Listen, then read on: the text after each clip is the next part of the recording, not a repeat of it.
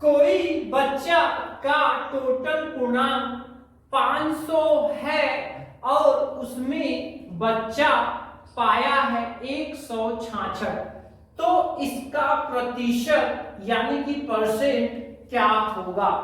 जी हाँ फ्रेंड्स, अक्सर हमारे यहाँ जो भी बच्चे होते हैं उनके टेस्ट एग्जाम और बहुत सारी चीजें अक्सर ही ऑर्गेनाइज होती रहती हैं, तो उसमें क्या होता है कि उसमें कुछ पूर्णांक होता है और उसमें से जितना भी परफॉर्मेंस रहता है उसके हिसाब से बच्चा नंबर पाता है। तो ज्यादातर मामलों में इसको परसेंट में व्यक्त किया जाता है, यानी कि प्रतिशत में बताया जाता है कि मेरे इतने परसेंट मार्क्स आए हैं, 95% मार्क्स हैं। या फिर यूनिवर्सिटी वगैरह की जो मेरिट लिस्ट होती है तो उसमें भी क्या होता है, उसमें भी प्रतिशत के हिसाब से बताया जाता है कि मेरिट जो है 95% बना है, मेरिट 98% बना है। तो इसका क्या मतलब होता है, और हम जो भी नंबर आया है उसके हिसाब से हम अपना प्रतिशत कैसे निकाल सकते हैं, आज की वीडियो में हम लोग यही सीखने वाले हैं। तो हम लोग मैनुअली तरीका भी देखेंगे, इसके साथ ही साथ हम लोग कैलकुलेटर से भी सॉल्व करना सीखेंगे।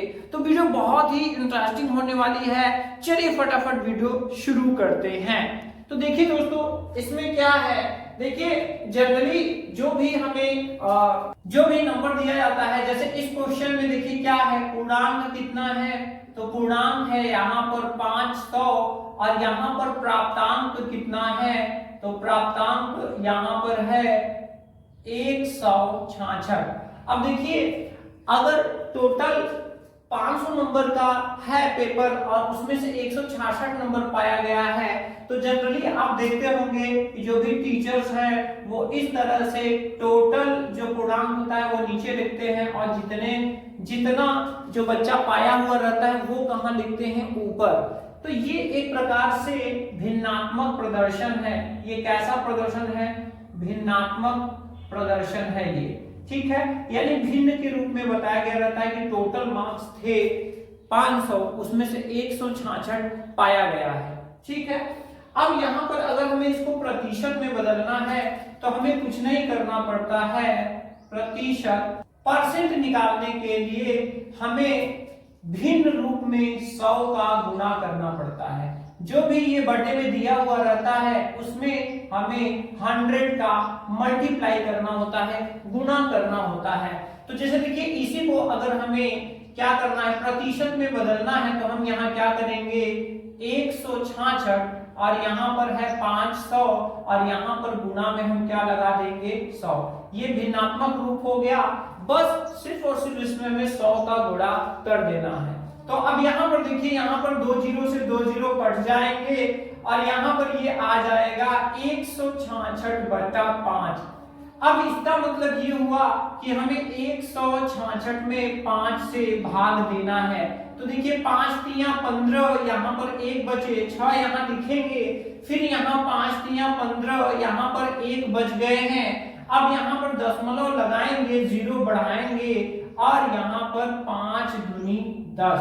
तो इस तरह से यहाँ पर जो आंसर आ रहा है वो कितना आ रहा है, इसको सॉल्व करने पर आ रहा है 33.2 और ये किसमें होगा, ये होगा परसेंट में, इसमें होगा परसेंट में।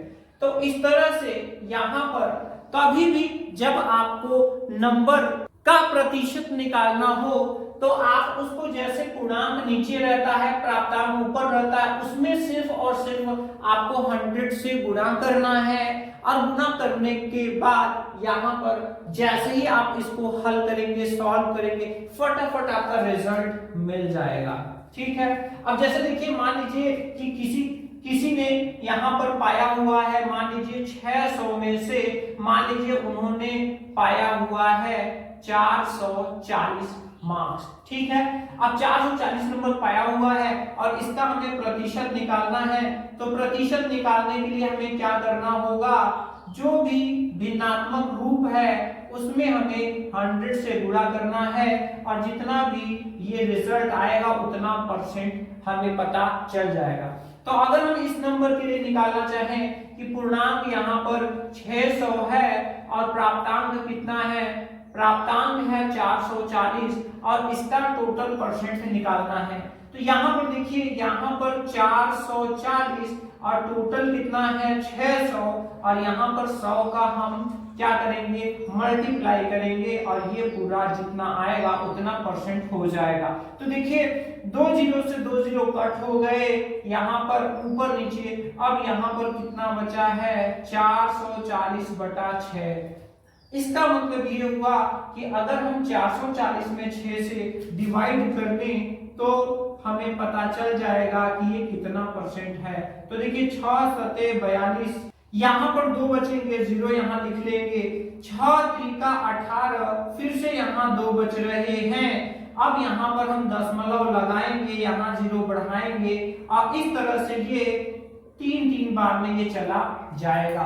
तो यहाँ पर देखिए, यहाँ पर कितना आ रहा है, यहाँ पर आ रहा है 73.33% और यही हमारा क्या होगा, प्रतिशत होगा। अगर 600 पूर्णांक में से अगर 440 प्राप्तांक है तो इस तरह से यहाँ पर हम प्रतिशत में बदल सकते हैं। अब आइए इसका कैलकुलेटर ट्रिक देख ले रहे हैं कि अगर हम इसको कैलकुलेटर से सॉल्व करें तो यहाँ पर कैलकुलेटर एंट्री इसकी क्या बन रही है। ठीक है, तो कैलकुलेटर ट्रिक, अब यहाँ पर देखिए कैलकुलेटर ट्रिक बहुत ही आसान है। ठीक है, रिजल्ट का प्रतिशत हम लोग क्या निकालने जा रहे हैं, रिजल्ट का प्रतिशत हम लोग निकालने जा रहे हैं। तो इसके लिए आपको सबसे पहली एंट्री जो करनी है वो एंट्री करनी है प्राप्तांक। क्या एंट्री करनी है, जितना नंबर आपने पाया हुआ है, जैसे यहाँ 166 नंबर पाया गया है, इसके बाद यहाँ पर हम डिवाइड लगाएंगे और यहाँ पर पूर्णांक लिख देंगे। क्या लिख देंगे, पूर्णांक। ठीक है, पूर्णांक लिखने के बाद यहाँ पर हम गुणा लगाएंगे और गुणा लगाने के बाद हम यहाँ पर 100 जैसे ही एंटर करेंगे, जो भी हमारा वैल्यू आएगा उतना प्रतिशत हमारा आंसर होगा। तो चलिए हम लोग इन दोनों के लिए ही करके देखते हैं और देखते हैं कि हमारा आंसर मैच करता है या नहीं करता है। तो यहाँ पर देखिएगा, यहाँ पर अगर हम क्वेश्चन नंबर 1 के लिए अगर हम यहाँ पे एंट्री करें तो आप देख सकते हैं प्राप्तांक कितना है, 166 है। 166 हमने एंटर कर दिया। इसके बाद यहाँ पर हम डिवाइड लगाते हैं और डिवाइड लगाने के बाद पूर्णांक इसका कितना है, तो टोटल पूर्णांक है 500। तो यहाँ पर 500 हमने एंटर कर दिया। इसके बाद गुणा लगाना है और 100 एंटर करना है। तो ये दोनों तो आपको पता रहेगा कि आपका पूर्णांक कितना है, आपका प्राप्तांक कितना है, लेकिन 100 से गुणा हर बार ही आपको करना है, चाहे जो भी यहाँ पूर्णांक प्राप्तांक रहे, लेकिन यहाँ पर गुणे में लास्ट में 100 ही रहेगा। जैसे ही हम इतना एंटर करेंगे आप देख सकते हैं कितना आ रहा है, ये आ रहा है 33.2 और ये जो रिजल्ट है इतना ही प्रतिशत बनेगा अगर 500 में से 166 नंबर पाया गया है तो। चलिए आइए सेकंड क्वेश्चन को देख लेते हैं, क्वेश्चन नंबर 2। तो क्वेश्चन नंबर 2 के लिए यहाँ पर देखिए 440 प्राप्तांक है, तो यहाँ पर हमने 440 एंटर कर दिया। इसके बाद यहाँ पर हम डिवाइड लगाएंगे, अब इसका जो पूर्णांक है वो 600 है, तो यहाँ हमने 600 एंटर कर दिया। इसके बाद यहाँ पर हर बार की तरह यहाँ 100 से ही गुणा होगा, मल्टीप्लाई होगा।